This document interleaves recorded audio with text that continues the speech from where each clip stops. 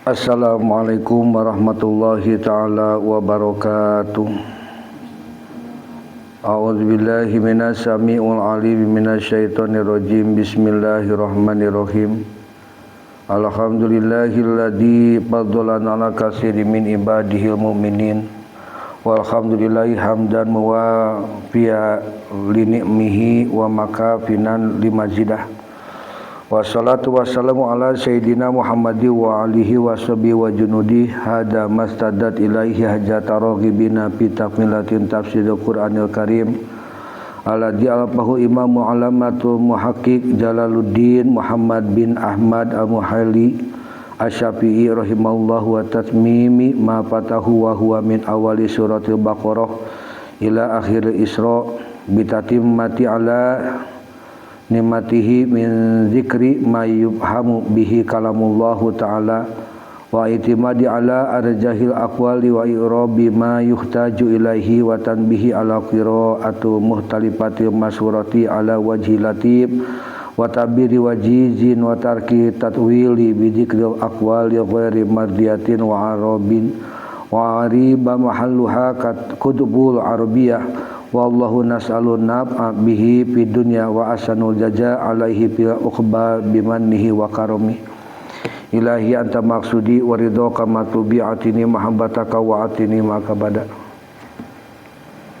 Bismillahirrahmanirrahim. Danget ayeuna urang dina ngaguar dina tafsir Jalalain anu kurang tadi tos di awal suratna nyaeta surat An-Nisa ayat 4 jeung 5. Bismillahirrahmanirrahim. Wa atu jeung kudu mikeun aranjeun atu tegasna kudu mikeun aranjeun An-Nisa kait awewe sudokotihina kana mas kawin eta awewe jam'a sodokotin ari lapan sudokotain sudokotihinna teh eta jadi lapan jadi jamakna lapan sodokotain tegasna mahwa rohunna kana mas kawin eta awewe gitu. Nihlatan kalawan mikeun anu bersih hatena masdarun ari lapat nihlatan eta jadi masdar tegasna itiyatun kalawan buruhan cenah anti binafsin kalawan kaluwatina kabersihan teh pa intina nyalamun geus ridho eta awewe lakum pikeun aranjeun tah mere mas kawin gitu pan baheula mah aya bahasa mas kurang ngadahar mas kawin teh teu meunang pamali gitu kan ieu Al-Qur'an ngabongkar ya. Pikeun aranjeun ansain tina hiji perkara minhu tina eta mas kawin nafsan tina bersih hatena tamizu ari lapan nafsan eta jadi tamjid mahawulun anu dipindahkeun mahawalun anu dipindahkeun anu paili tina pail aya tegasna tobat geus bersih atau ridho ampusuna naon pirang-pirang hatena eta we ridho cenah jadi dipaksa. Tapi lamun nginjem urang tetep jadi nginjem bahasana lakum pikeun aranjeun an sain tina saji perkara minas sodak tina eta mas kawin bahwa habanahu nyaseg maparin eta we kana eta perkara lakum ka aranjeun pakuluhu nya kudu ngadahar aranjeun ka eta mah ha teh haninan kalawan ngeunah cenah tegasna thaiban anu matak halal gitu anu ngeunah halal gitu murinan tur anu matak maslahat hade temahna gitu jadi balukana mahmudal akibatu anu dipuji tungtungna la darara anu eueuh madarat eta tetepi dina eta mah alaikum ka aranjeun fil akhirati di akhirat eta nazalat ari ayat turun eta ayat roddan kana nolak alaman ka jalma kariha anu migawe eta tersep atau eta si jalma zalika kana ieu mah gitu kana ieu perkara jadi ngadahar mas kawin anu paparikeun kana do. Jadi kieu asbabun nuzulna ieu teh sebabnya dina zaman jahiliyah baheula gitu teh pika jeung awal-awalna Islam aya tradisi di nanti di di Quraisy di mana para wali di teh bapa dulur lalaki atawa salaki ngarasa ngabogaan hak pinuh kana mas kawin atau maharna awewe. Jadi geus dibikeun teh dicokot deui.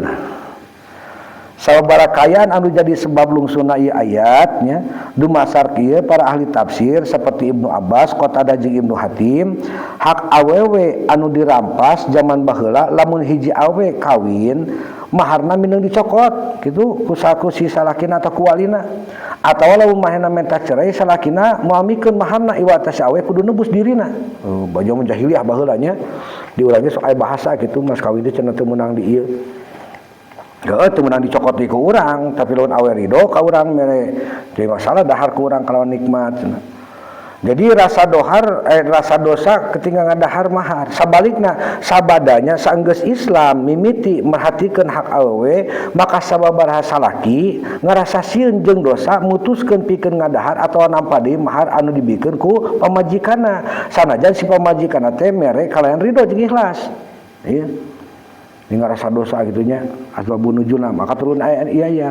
Jadi ayat ieu lungsur minangka naon? Minangka jawaban pikeun nolak adat jahiliyah anu zalim ka awewe. Sekaligus ngajelaskeun yen lalaki meunang nampa deui eta mas kawin nya syaratna si pamajikan bener-bener ridho gitu, tidak bersinah hati gitu. Lain alatan kapaksa ieu sabayangkeun keur main game ya. Maka lapad wa'atun nisa'i shadaqatihinna ieu ngarupakeun amar. Naon ari amar? Ieu kan Allah nitah ka urang. Ieu wa'atun nisa'i shadaqatina ieu ngarupakeun amar atau perintah wajib di Allah. Maka urang dina rukun teh aya mas kawin gitu wajib. Kasaha ka para salaki jeung para walina sangkan mikeun mahar secara gembleng ka kaum awewe. Maka ke dina fikih urang dina patumuin urang ngabahas tentang dina kitab fikih urang ngabahas tentang bab mahar nya. Mahar nya eta hak mutlak pamajikan lain hak kolotna atawa hak walina gitu. Tapi lamun si pamajikan arek mikeun ka indungna teh jadi masalah gitu. Oge lapat nihlah maknana dinayanatan ibadah atau kewajiban agama atau atian anti binafsin pemberian anu dibarengan ku karya dan hate. Hartina salaki ulah sok ngarasa rugi atawa dosa atawa kapaksa nalika mikeun mahar, tapi kudu sadar yen eta teh bentuk pangajen. Maka lapad fa intibni lakum an sayin minhu nafsan ieu kalimat kagunakeun tamyiz nafsan teh pikeun ngantepkeun yen kabersihan jeung kadeuna hate pamajikan kudu bener-bener murni gitu teh. Lamun pamajikan kalian sukarela mere sawareh atau sakabehna maharna ka salaki misalna keur moda usaha atau mantuan pangabutuh maka eta meunang cenah. Bawa mah aya baheula kudu deui kecuali bahasana si salakina nginjeum gitu kan. Awena dengan sukarela mah misalkan salakina kieu duh cenah kumaha isuk teh butuh modal janjieun roti gitu kan urang teh kumaha maka cek Asep teh mencek pamajikan Asep teh ieu cenah Kang cenah pake heula we nu abdi cenah kana ta mas kawin kembali di jam modal ieu maka eta tarima tanpa urang ngarasa dosa bejabah baheula mah ngarasa dosa. Maka lapad pakuluhu hani amarina ieu kalimat karupakeun kalonggaran hani ante hartina ngeunah atau halal di dalam secara syariat sedengkeun marian hartina hadi akibatna maslahat kecuali eta si mas kawin teh dicokot atau dipauk ku urang nya ku salakina teh atau ketika di kana teh ka salaka awewena teh menta jang moda usaha tapi dipake judi nah eta teh maslahat dosa eta ka salakina. Maka mau jadi penyakit dina awak dia bakal jadi penyakit dina awak lamun urang ada mas kawin anu sulaya jeung janji urang nginjem ka pamajikan minjem mas kawin jang modal ternyata kurang dipake jang heureuy atau jang mabok atau jang none disalahgunakeun maka eta bakal jadi penyakit dina awakna jeung bakal jadi dosa madorot di akhirat. Hati-hati dina mas kawin mah. Bahkan aya sabar hadis anu nguatkeun pentingna mahar jeung karyodan dina harta di antarana hadis ngeunaan kewajiban mahar sanajan saeutik. Maka Rasulullah SAW ngadawuh dina teh dina hadisna anu diriwayatkeun ku Imam Bukhari jeung Muslim wa tamis al-tamisu walau khataman min hadid. Pek teangan atau pek pikeun mahar sanajan ukur cincin tina besi saking urang perluna dan nanda ane teh tapi da pirakuda urang teh hayang dibere besinya dikah hayang dibere besi itu embung minimal lagi urang saeutik gitu kan ieu hadis mah ngan aya mah kan anu ku duit anu ku ieu gitu kan naon wae gitu kan anu bacaan Al-Qur'an jeung naon asa awena ridho gitu tapi nu jamakna mah aya maca Al-Qur'an da kawajiban kudu bisa alih bentuk hadiah tetapi mas kawin harus berupa barang gitu. Maka la yahilu cek Rasulullah la yahilu henteu halal tah mante malum ri'i muslimin saurang muslim illa bitibi tibarengan ku karidhoan nafsin minhu tina hatena. Jadi maksudna negeskeun yen dina Islam awewe teh subjek jadi hukumnya teh subjek hukum anu mandiri jadi boga naon boga hak milik pribadi eta mas kawin mah harta mahar teh milik pamajikan lain milik salaki atawa walina. Itu tujuanna naon ieu ayat? Jangan angkat harkat jeung martabat awewe anu baheulana dizoliman dina urusan ekonomi imah atau dina ekonomi rumah tangga. Sarta ngatur pola hubungan finansial salaki jeung pamajikan anu rajin, jujur jeung silih ridhoan. Eta dina rumah tangga mah urang kudu silih ridho eta mah hese teh. Nu silih ridhoan. Kadang-kadang mata kurang pernikahan teh kudu didasari ku rasa ibadah atau rameta ridona Allah. Lamun urang geus masalah kana harta, masalah kana ieu eta berat gitu. Jadi secara hakikat ayat ieu ngajarkeun ngeunaan kamunian cinta jeung keikhlasan. Jadi cinta malahina emang dina keikhlasan. Memang nguji tentang keikhlasan teh kumaha kan? Ribu pisan. Kalau kita keikhlasan mah datangna pas waktu dina perkawinan. Maka mahar secara lahiriah eta ngarupakeun harta, tapi secara hakikat eta teh simbol kejujuran nya. Ai mahar mah secara lahiriah eta teh mangrupa harta, cincin, arek duit, rek naon wae gitu. Ngan ari misalkeun barang eta non, barang eta mah ulah sebenarnya non bangsa non teh akur anjing sajadah eta kewajiban salaki gitu lain ieu gitu, ngabejar salaki. Deui ulah sok di non ulah sok dijadikeun mas kawin teu meunang loba nu make gitu teu nyalahkeun teu ieu ngan tapi asa kurang teu pantes kitu nya asa teu pantes eta mah kewajiban urang meremukna sajeunna kudu dipisahkeun antara non antara mas kawin jeung kewajiban urang pamulikeun mukena sajadah Al-Qur'an gitu kudu dijauhkeun. Jadi doang gini, secara hakikat ayat ieu ngajarkeun ngeunaan kamunian cinta jeung keikhlasan. Maka mahar secara lahiriah imang mangrupa harta, tapi secara hakikat eta teh simbol sidik atau kejujuran cinta seorang lalaki ka awewe. Berarti mun misalkeun pika itu mas kawin ulah nu murah nya, gitu kan. Yang kudu nu mahal sabana maksudna urang kudu sesuai jeung kemampuan eta si salaki gitu. Sabalikna nalika pamajikan maparin deui eta harta ka salaki kalawan tibinat atau bersih hate eta tanda yen hubungan rumah tangga geus nepi kana makom ihsar. Jadi mentikeun batur jeung leungit rasa kedua jeung medit. Ini jadi kadang-kadang kan mas kawin eta teh loba awewe anu entong dipake deui sok kieu gitu kan. Jadi ieu teh ngabuktikeun yen harta mah ukur sabab nu utamanya eta ridho Allah jeung silih pika cinta eta dina rumah tangga. Jadi misalkan contoh Kang Asep ngawin misalkan awewe anu dipikabogohna kalian mahar duit 10 juta rupiah. Ta eta duit 10 juta kudu dibikeun langsung ka eta awewe. Maka kolotna eta awewe teu meunang ngawasa eta duit. Iwal ti naon? Iwal ti pamajikan Asep ngijinan. Nah, eta contoh wajibna mahar. Ieu contoh ridho atau hanian manian atau marian gitu. Sabada sabulan kawin. Kang Asep butuh modal keur dagang ningali salakina hese maka eta si pamajikan nyarita akang ya artos mahar anu 5 juta teh pake we ku akang kanggo modal abdi ridho lillahi taala mangka eta duit anu 5 juta eta halal jeung berkah dipake ku Kang Asep. Nah, tapi kudu dipake modal. Kalau dipake judi online mah dipake ieu mah nya gagal gitu. Hikmahna naon? Nya itu sebagai pangayoman kaum awewe Islam ngajaga hak finansial awewe sangkan teu ditindas ku kaum lalaki.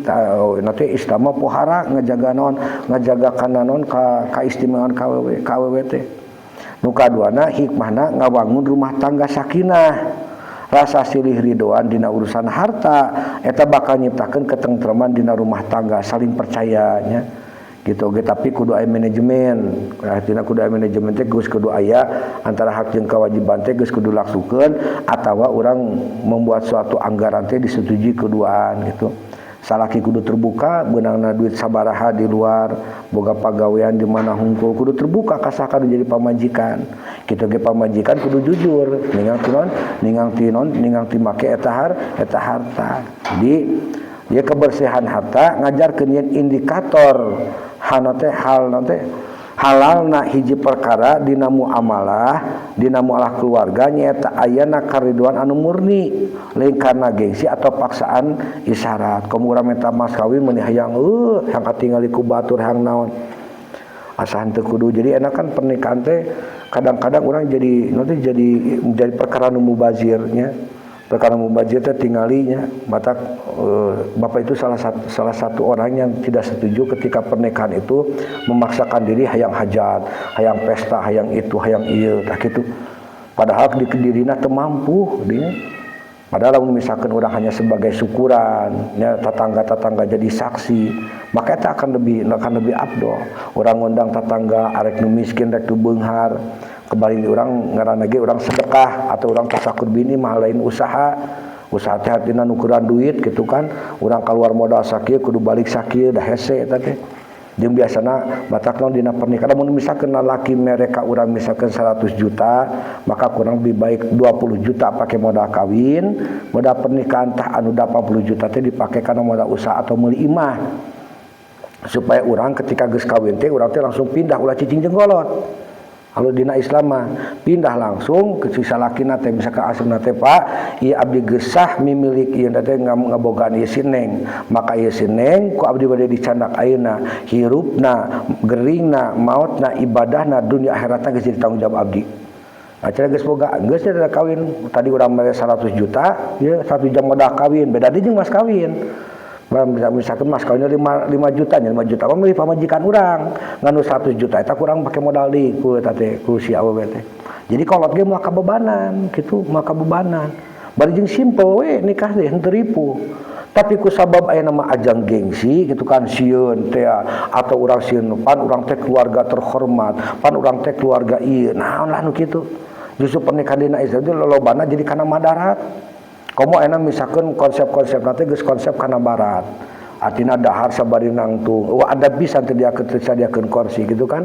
Atau misalkan naon urang keur dahar, sakuliah orang pan dina adab dahar urang kudu akeun dina waktu keheningan ieu mah dahar, belah ditu nu jojogedan, belah nu ieu. Sasa itu kan bukan pesta hura-hura, bukan tasakur itu mah, tapi merupakan ajang gengsi dirina. Jadi kalau kalian ada rezeki, kalau kalian itu lah sok hayang hura-hura. Maka kan secara akal sehat urang ge hampang beres kawin teh urang moal boga beban lolobana ketika geus kawin boga beban sabab maksakeun akhirna duitna dina amplop teu meunang full aya hutang daging aya keneh hutang ka catering hutang ka EO hutang ka tenda hutang ka ieu bari jeung urang teh beres teh capek gitu beubeurah hayang menikmati bulan madu. Pan urang mah tadi misalkan contoh pika dibere duit 70 juta ku sakina tonak tol akang bade masihan sabaraha abdi kitu aweuna soleh mah sakieu akang teh cukup lah kitu hantun nuhun ka abdi ditampi tapi abdi ieu badan teh abdi mah gaduh amanah tinu jadi guru lamun kawin teh kudu kieu supaya naon eta duit sesana urang pake nyin imah beres kawin beres ngarapalan urang indit ka imah sorangan urang tahar-tahar lamun aya teh nu mere amplop ka urang belikeun kana alat rumah tangga pan enak. Beres penting teh bebas isuk-isuk teh penting teh urang teh wah bergaul jeung suami istri bari jeung hudang isuk-isuk bari teh jeung teh mikiran hutang. Ieu perkara sok teh kepikir secara logika urang tapi kadang-kadang logika urang anu sehat sok eleh ku gengsi. Hayang hajat teh ya belaan nyawa itu nyawa ieu padahal teh hajeun matak nyelakakeun ka urang gitu. Matakan orang anu secara berpikir Islam sehat non sok rugina naon dan wajib bae nu jadi saksi malah nu jauh tapi saha tetangga di imah urang nu teh dudutan ka urang nya istilahna lamun rek didekor saeutik we lain didekor lah bersihan hungku aparkeun karpet di dinya aya prasmanan sok arundang kita ngucapkeun selamat di dinya urang hadiah heula tawasul heula naon heula atau lamun cik urang maca atau pangajian gitu kan cukup dina pangajian geus sakitu atau bila di masjid kita nanaon temen deket ka masjid mah imahna di masjid abdi hayang ngakeun acara syukurana bade ngondang ustad ieu supaya mematahan tentang bab pernikahan undang ustadna cenah ngaji manehna dina bab nu teh jadi batur ge beres ngaji kerak prasmanan da moal biak lat mulana puluhan juta anu kitu moal teh meuli daging sabaraha ge bari jeung urang naon bari jeung urang lamun aya sesa teh bisa ngabagi ka pakin miskin ka tetangga dina lingkungan urang pan urang mah kadang-kadang sok salah ari nu jauh diondang ari nu deukeut bongkena teu boga henteu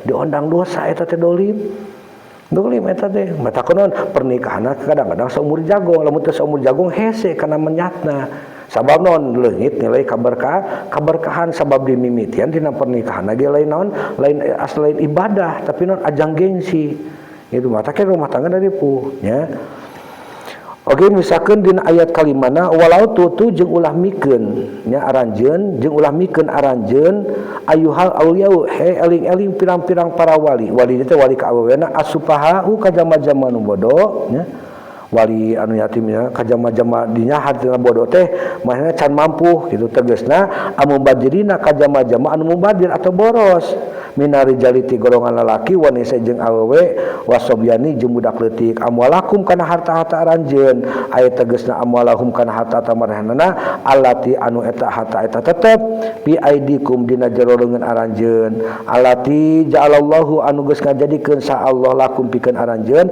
kiaman kana pangupajiu atawa tiang hirup masdarun koma ari lapad kiaman koma masdarun gitu ari lapad kiaman eta jadi masdar lapad koma aya tegasna takumu anu nangtung atau nyukupkeun eta harta bima asikum kalawan kahirupan aranjeun wasolah audikum jeung kana alusna kabutuhan aranjeun payudayuha nya bisi ngaruksak atau ngahambur-hambur eta si sapih jama bodoh teh kana eta harta pi gori wajiha di jero lian tina jana eta harta wa fi qiraati jeung eta tetep dina jadi qiraat ari lapad kiaman eta jadi zaman lapad kimatin tegasna ma perkara takumu bihi anu nangtung tiatun pirang-pirang harga barang kalawan eta mah warjukuhum jeung kudu maraban aranjeun ka manehna piha dina jero eta harta tegasna atimuhum kudu maraban aranjeun ka manehna min hatina eta harta waqsuhum jeung kudu maparin pakeran aranjeun ka manehna wa qululahum jeung kudu nyarita aranjeun ka manehna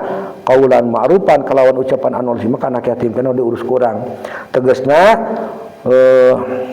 niduhum kudu ngajanjikeun aranjeun ka manehna inda jamilatun kalawan janji anu alus nya biitoihim kalawan mikeun manehna amwalahum kana harta manehna idza rasadu dina nalika geus pinter atawa sawa eta manehna ta ieu mah ayat ieu mah nya Syaur Ibnu Abbas jeung Mujahid ieu ayat lungsur alatan kebiasaan kaum lalaki di zaman harita. Jadi masakeun harta kanu teu mampu baheula loba kepala keluarga anu masakeun sakabeh harta kakayaanna ka pamajikanna atawa ka anak-anakna anu masih laleutik. Gitu pamajikan anu masih kena bodoh encan nyaho kana segi ekonomi ieu ka satanon teu acan ngarti cara ngagolangkeun eta harta balukarna eta harta teh beak misalkan matakan urang mere waris resep ulah naon ulah ku harta beak dipake parasea ku ilmu kajeng kena urang berkorban sabaraha puluh juta atau sabaraha ratus juta jang nyokolakeun budak terus sampaikan ke gede gitu orang ninggalkeun harta mah jadi parasea nya kabuktian lah gitunya atau bisa jadi beak sabab maneh teu bisa ngagolangkeun teh ayat ieu turun minangka pepeling jeung aturan larangan ti Allah ka para wali atawa ka para kepala keluarga atau keluarga sangkan teu sagawaya masakeun kendali harta ka jama anu sapih nu sapih teh anu bodoh atau can sawawa dina ngatur keuangan sangkan naon sangkan roda ekonomi keluarga tetap stabil apalagi lamun urang ngurus misalkan anak yatim harta teh geus loba kurang teh dibikeun manehna can naon teh da urang teh sieun kapitah teh entong dibikeun tapi kurang kelola sehingga orang bisa maraban eta anak yatim bisa makan anak yatim bisa nyakolakeun luhur gitu kan maka lapad wala tutu supahau amwalakum kalimat la tutu nya eta larangan keras nya asupau nyata jamati nasapi nyata jama anu teu pinter atau ruksak akalna dina ngelola harta boros gitu tekop nyekel duit hayang teh jajan meuli itu meuli ieu teu bisa mikirkeun engke teh urang teh misalkan perlu misalkan jang sakola perlu mikirkeun jang naon eta marek budak leutik laki dewasa atau anu boros maka dina teks ieu lapad amwalakum harta aranjeun nya ditekskeun ku jalalain minangka amwalahum harta marehna titipan hatina ulah anjeun masakeun harta titipan anak yatim atau keluarga ka manehna anu can pinter tina ngaturna lamun lapat alati jalallahu lakum qiyamah harta disebut kiaman atau ti hirup pangupajiwati ieu negeuskeun yen harta teh pilar utama pikeun suksesna kehidupan manusia gitu urusan agama jeung stabilitas sosial lah Maka solah lain duitnya iya harta ngebahas harta fa'ari duitnya termasuk kana harta. Solah audikum lamun harta dicekel kuno bodoh tiang hirup keluarga bakal runtuh. Jadi saya lamun dirup di kampung disebut miskin teh boga imah halus dahar teu terus emang duit sulit tapi dahar teu sulit. Sabab dahar lamun beas kadang-kadang lamun urang milu panen urang misalkan teu boga sawah teu boga sasatoan anu eta teu boga pagawean tapi urang teh sok milu rajin milu panen milu naon milu tandur aya we jang dahar teh emang lamun di kota mah kan hese lamun teu boga duit teh nya ada kumaha deui di kampung mah saeureut teh kampung walaupun ieu tetep masihkeun ada makmur ya. Jadi istilahna urang nanti kehidupan urang teh tatananana geus mulai rusak karena ku kaum feodal. Jadi jelema anu teu boga ge dipaksakeun boga. Jadi misalkan kan aya di kampung masih kene urang teh heureut ieu nanti heureut neundeun. Gitu kan hemat urang tina ngaluarkeun duit sabab nanti boga anggahan teh ya. Jadi tadi puting lah. Sanajan ari ge dipugi loba kene tatangkalan aya sampeu aya naon masih bisa didahar. Mapalit 5 meter sampai hiji mah beda jeung di kota gitu. Jadi emang secara nanti anu tajrid mah sakuluna urang hidupna di kampung. Di kota mojang anu boga usaha lah gitu. Maka warjukuhum biha waqsum ya. Perhatikan kecapiha dina jero harta lain min hatina harta lain dah pihanya warjukum minha lain tapi warjukum piha jadi dina jero harta lain tina harta ieu ngabogaan harasiah balago anu jero cik mau balago maksudna harta asalna modalna anu dibikeun sarta ulah nepi ka beak di dahar tapi kudu dibisniskeun sangkan mahena bisa dibere dahar jeung dipake tina kauntungan aset misalkan ngurus anak yatim boga ditinggal anak yatim 100 juta maka ulah dibiakeun 100 juta teh tapi kurang kudu dimodalkeun inaon dipake usaha naon anu bisa keun lamun eta 100 juta urang dipake modal kita urang teh meunang kauntungan tah kauntungan eta teh jadi bisa jang maraban atau misalkeun jang nyakolakeun anak yatim atau urang katitipan ku saha we lah ieu sampikeun urang dibikeun ka manehna di kebeak. Jadi urang teh kuduna boga kewajiban supaya urang naon mere dahar ka manehna nganyakolakeun ngadidik jeung sajabana gitu. Maka lapad waqulu lahum qaulan ma'rufa nalika para wali nahan eta harta sangkan tahambur manehna ulah nyarita kasar cenah lumah nahan ge tapi kudu dengan kalayakan teh kaayana kalawan bahasa anu halus hidatan jamilatan seperti kasep gelis harta teh lain ulah dibikeun ku na teh ku abdi teh tapi teh ditahan heulanya engke lamun anjeun geus gede lamun anjeun geus pinter geus beres sakola jeung geus boga usaha maka ku mama atau ku bapa ieu bakal dibikeun sakabehna gitu jadi ulah waka gitu kacanna geus dibikeun ku urang tah oge tina ieu hadis Rasulullah SAW nyarios sanyatana Allah mika ngewa tilu perkara pikeun aranjeun kahiji ngobrolkeun omongan batur atau ngagosip nu kadua ngahambur-hamburkeun harta nu katilu loba teuing menta ieu teu meunang ya kudu loba mere tapi loba menta cenah guru cenah sok menta guru mah tara menta tapi boga hak kitunya sareng jeung kolot innaka antadaro warasataka agniya khairum min antadaruhum alatun yatakaffafunan nas sanyatana anjeun ninggalkeun ahli waris anjeun dina kaayaan beunghar eta leuwih alus pikeun anjeun daripada ninggalkeun manehna dina kaayaan miskin bari menta-menta ka batur itu teh meunang sampai nanti anak miskin sampai meunang menta mah urang nu jadi tatanggana bahaya eta teh ya.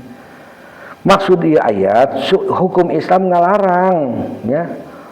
Ngalarang naon kajama-jama anu can sama anu can pinter atau kurang akalna dina urusan finansial demi nyelametkeun harta manehna sorangan.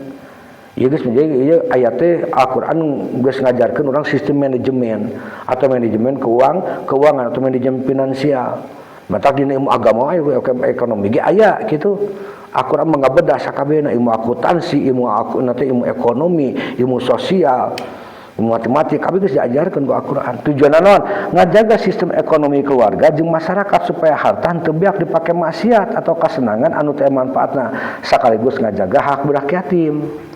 Secara hakikat ieu ngelingan urang ngeunaan amanah kana teh kehalifahan dina urusan harta.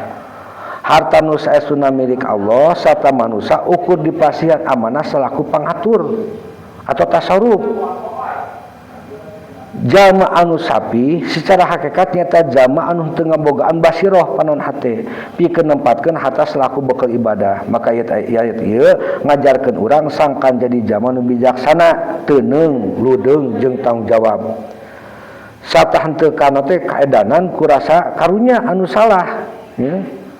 Jadi masahkeun harta teh can ieu lagi contoh kieu lah. Kieu Kang Asep nya boga budak umur 10 tahun. Tah eta si budak teh menta dibere harta warisan tinina teh anak nu gedena 50 juta yang digunakan ku sorangan. Maka dumasar ayat ieu Kang Asep minangka walina ulah mikeun duit secara langsung. Tapi eta duit kudu ditahan. Pan si budak teh minta duit ka ninina. Biasa ku nini mah kan lebihnya ka incu biasana dibere 50 juta. Dipasahkeun ka urang tah ulah dibikeun. Tapi eta duit urang kudu ditahan ku urang, terus diputerkeun kana usaha anu aman. Sata si anak ukur dibere jajan jeung dibelikeun urang baju secara wajar. Jadi hikmahna naon? Ieu bi hikmahna nyata perlindungan ekonomi. Jadi urang teh diajar ieu teh manajemen ekonomi di urang nya. Nyelametkeun masa depan barudak yatim jeung keluargana tina kamalaratan alatan sifat boros. Nu kaduana nyata urang edukasi tentang keuangan. Ngajarkeun pentingna manajemen keuangan yen modal harta kudu dijaga jeung diputerkeun lain langsung beak di dahar. Nu katiluna kasehatan mental jeung sosial, nyegah barudak ngora tina sifat manja jeung resep hura-hura alatannya ke harta nu can sakuduna maneh dicekel. Jadi kesimpulanna jadi ayat 5 ieu ngarupakeun pondasi fikih finansial dina Islam.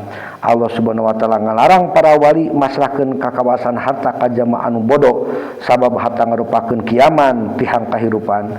Kewajiban para wali nyata nyakolakeun eta harta kalayan hade nyukupan pangabutuh dahar jeung pakaian manehna tina hasilna sarta ngadidik maranehna ku ucapan anu lemes dugi ka manehna rosadu sawawa atau pinter kakara eta harta meunang dipasrahkeun secara gamblang.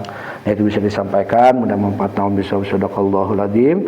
Allahumma sholli ala nabi hasimi Muhammadin wa ala alihi wa sallim tasliman. Assalamualaikum warahmatullahi wabarakatuh.